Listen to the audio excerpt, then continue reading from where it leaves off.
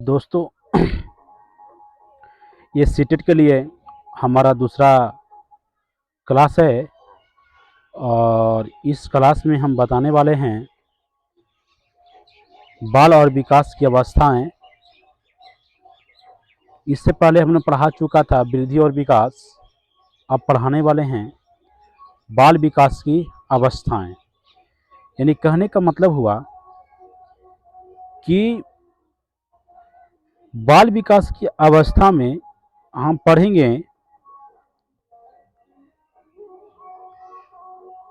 Stage of child development, ये क्या होती है।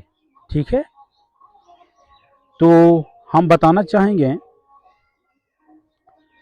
कि इसकी जो स्टेज होती है वो लगभग 4 हैं और इस 4 स्टेज से हमेशा सवाल पूछे जाते हैं और इस पर थोड़ा ध्यान देंगे। ठीक है, जैसे ध्यान दें कि जो स्टेजेस है वो इस प्रकार है। पहला है प्रसव पूर्व, यानी कि प्री नेटल स्टेज, जो 9 महीने से लेकर के 280 दिन तक होता है। इस स्टेज में कहा जाता है कि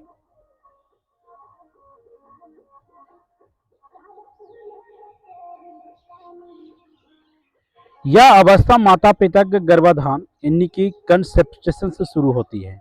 कहाँ से होती है? गर्भाधान से होती है। जो गर्भ में बच्चे होते हैं वहाँ से ये स्टेज के बारे में बताई जाती है, यानी कि प्रसव होने से पहले की कहानी। इसमें बच्चे का जो ज्ञान होता है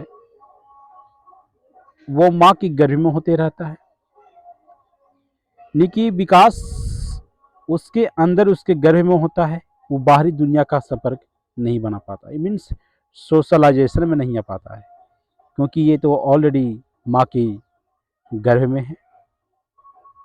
समझ गए? तो नेक्स्ट है शैशवावस्था, इन्फेंसी स्टेज।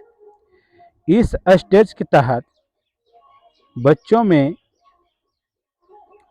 शिशु पूर्ण रूप से माता पिता पर निर्भर रहता है। किस पर आता है? यानी कि अपने माता और पिता दोनों पर निर्भर रहता है। उसका जितना भी व्यवहार रहता है उनके प्रवृत्तियों पर क्या रहती है? आधारित होता है। अब इसकी जो एजेस बताई गई है वो एज है जन्म से लेकर 5 वर्ष। ठीक है, जन्म से लेकर के 5 वर्ष। इस अवस्था में बच्चे ज़्यादा क्यूरियोसिटी मीन्स जिज्ञासा होती है।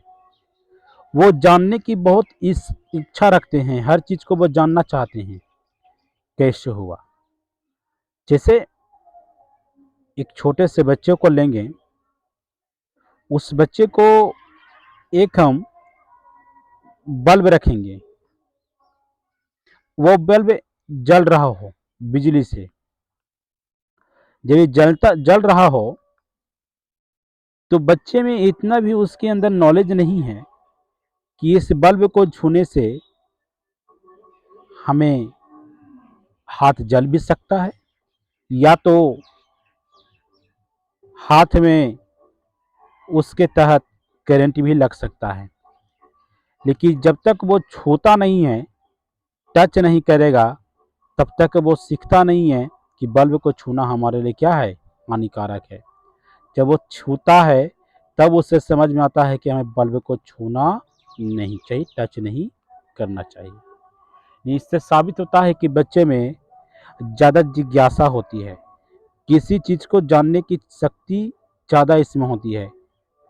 समझ गए? जिज्ञासा पूर्ण होती है। ठीक है, अब है इसी अवस्था में आत्म प्रेम की भावना ने की फीलिंग ऑफ सेल्फ लव। ये इसमें अपने आप से ज़्यादा फीलिंग महसूस करता है कि हमें किस तरह, ये अपने आप से किसी चीज़ से डर का महसूस भी करता है, डर भी जाता है। अब इससे बचने का उपाय भी खुद करता है। यानी कि ये किसी दूसरे पर डिपेंड नहीं है, अपने आप पर डिपेंड रहता है। ठीक है? इससे समझ में आता है कि हमें किसे छुएँगे तो किससे हमको नुकसान है, किसे न छुएँगे तो किससे नुकसान नहीं है। इस अवस्था में बच्चों के बीच में नॉलेज अक्सर होती है। नेक्स्ट है, इसी कड़ी में कि इसे खिलौने का एज भी कहा जाता है। क्या कहते हैं हम लोग? खिलौने का एज भी कहा जाता है, यानी कि टॉय एज। इसमें अक्सर बच्चे छोटे जो होते हैं, 5 वर्ष के बच्चे जो होते हैं, वो छोटे-मोटे खिलौने से खेलना पसंद करते हैं। अगर इन्हें बोल दोगे कि चलो फील्ड में क्रिकेट खेलते हैं, तो इन्हें थोड़ी उतना नॉलेज है। लेकिन कह दीजिएगा कि बेटा एक बैट लो और हम तुम्हें बॉल देते हैं, तो बैट प्लस बॉल से ये खुद का गेंदा खेलना शुरू कर देगा। इसमें किसी दूसरे की ज़रूरत ही नहीं पड़ेगी, यानी कि अदर मैन का ज़रूरत नहीं पड़ेगा। ये खुद खेलेगा, खुद फेंकेगा, खुद बॉल को क्या करेगा, बैट से किक करेगा। और इसमें बच्चा जो है वो इमिटेशन यानी कि अनुकरण करना सीख जाता है, और कुछ भी करता है तो अनुकरण के माध्यम से ही सीखता है। जैसे छोटे बच्चों में देखोगे कि अगर बड़ा व्यक्ति नाक खुजला रहा है तो छोटे भी अक्सर नुकसान नाक खुजलाएंगे। अगर वो खांस रहा है तो छोटे बच्चे भी नकल करके उसका क्या करते हो, वो भी उसी तरह खांसना शुरू कर देते हैं। यानी कि हर चीज़ को वो नकल से सीखते हैं। अगर पढ़ रहा है तो नकल कर ही पढ़ेगा। दूसरी बात है कि इसमें अतार्किक चिंतन, इसमें ऐसा कोई चिंतन नहीं आता है जिससे वो तर्क वितर्क कर सके, क्योंकि इतना मैच्योर ही नहीं होता है तर्क वितर्क कर सके। समझ गए? नेक्स्ट है बाल्य अवस्था, जिसकी एजेस बताई जाती है।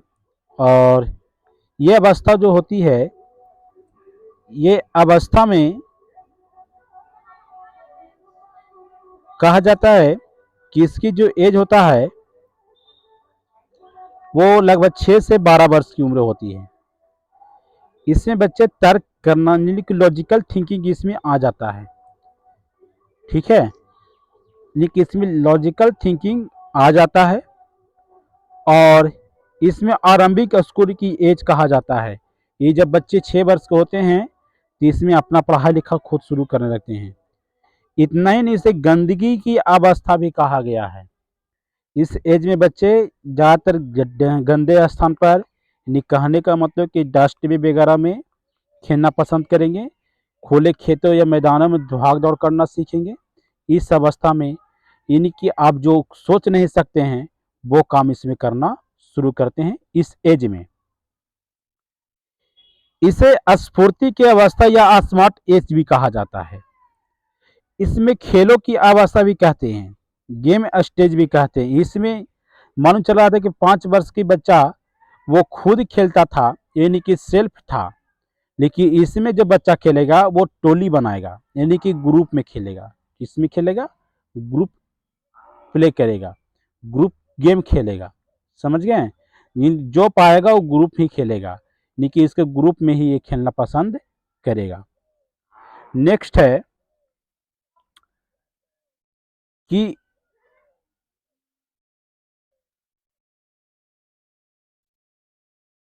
ये जो है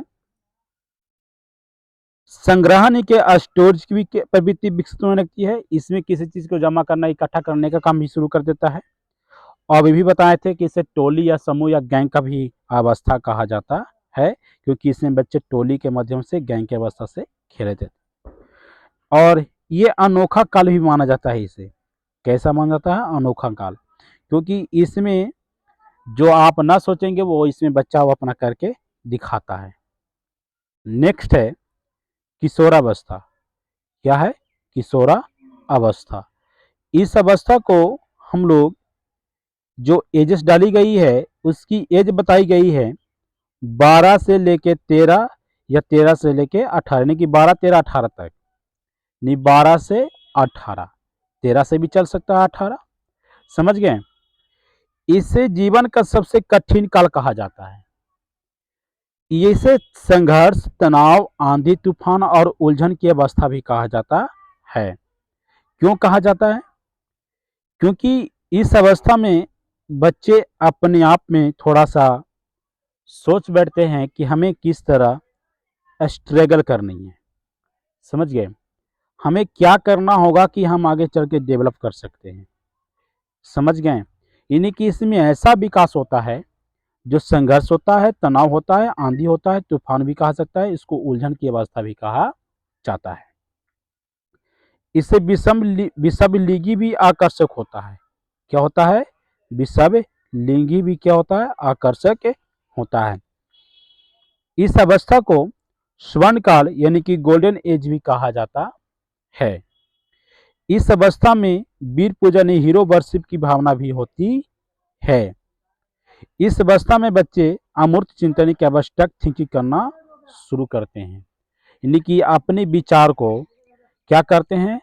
पूरी तरह से गहनशीलता से लेते हैं और इसमें बहुत उच्चतम कोटि का सोच विकास करने लगते हैं।